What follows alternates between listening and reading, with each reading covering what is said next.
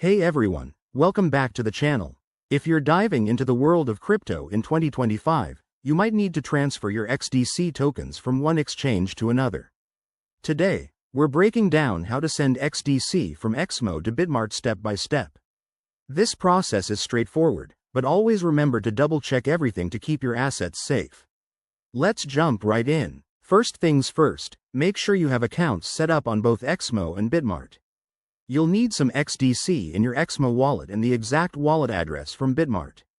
Security is key, so enable two-factor authentication on both platforms if you haven't already. Step 1. Log into your Exmo account. Once you're in, navigate to the Wallets or Balances section and find your XDC holdings. From there, look for the Withdraw or Send option. Click on that to start the process. Next, you'll need to enter the withdrawal details. Paste in the Bitmart wallet address for XDC. Double-check this address. It's crucial to avoid any mistakes that could send your tokens to the wrong place.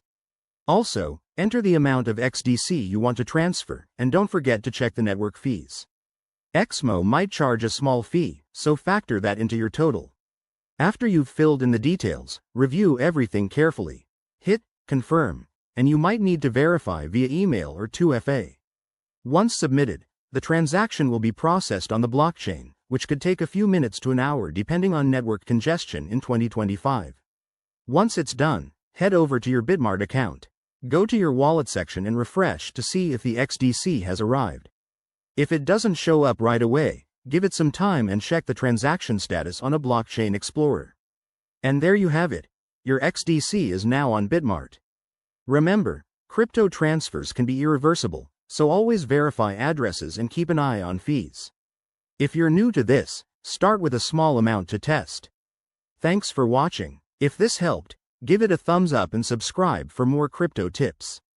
Drop your questions in the comments below. See you next time.